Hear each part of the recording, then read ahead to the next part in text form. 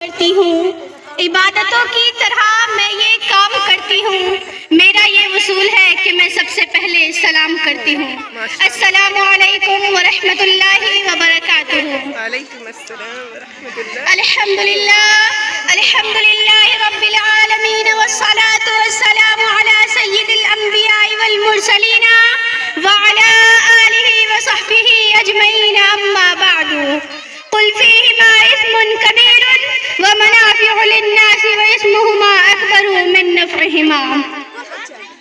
محترم سامعین، آج مجھے جس موضوع پر لب کشائی کرنے کا موقع دیا گیا ہے وہ دراصل مجھ سے بہت بڑا سوال کیا گیا ہے کہ کیا ہم آزاد ہیں؟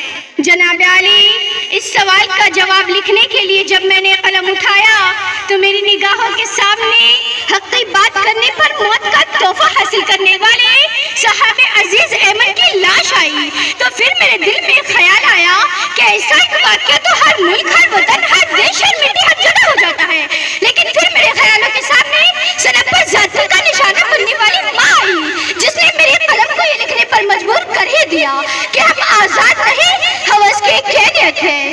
کہ اتنے میں اس بات نے میرے دل کو تسلی دیا کہ دیکھو، آزاد ملک میں بیٹھ کر ناشکری والے الفاظ مت لکھنا۔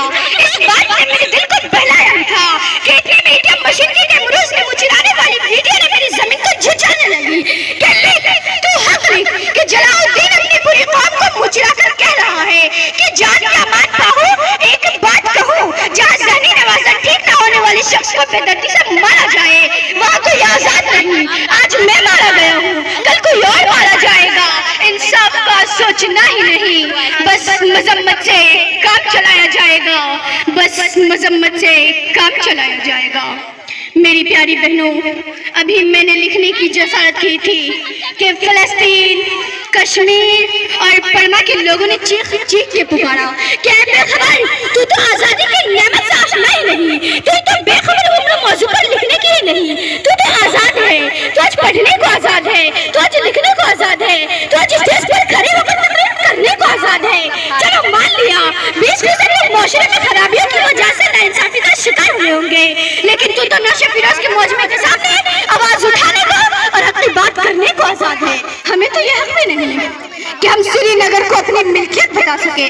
ارے اگر آج تم نے اس قلم سے خود کو آزاد نہ لکھا تو یاد رکھو، تم نے 1947 کی جدوجہد پر بائع کیا اور تم نے لفظ آزادی کو رسوا اور ایک بہت بڑی نعمت سے انکار کیا، اور تم نے لفظ آزادی کی غلط تشریح کر کے کام بہت بیکار کیا، اور تم نے خود کو قیدی کہہ کے قلم کا غلط استعمال کیا۔ تم نے خود کو قیدی کہہ کے قلم کا غلط استعمال کیا۔ جناب عالی، یہ چیخیں، یہ آواز، یہ پکار میری سماعتوں سے ٹکرائی اور میرا ہاتھ کانپنے لگا، قلم نیچے گرا اور میں نے اس موضوع کو لکھنے سے انکار کیا، اور بالآخر میں اس نتیجے پر پہنچی کہ میں اس ایوان میں بیٹھے ہر شخص کو دونوں پہلو بتا کر فیصلہ آپ لوگوں پر چھوڑا جائے کہ کیا ہم آزاد ہیں۔ مدہوش نہیں، بیمار ہیں ہم، ہر آہٹ پر تیار ہیں ہم، سمجھے نہ کوئی غافل ہم کو، وطن کے پہرے دار ہیں ہم۔ آپ کی سماعتوں کا بہت شکریہ۔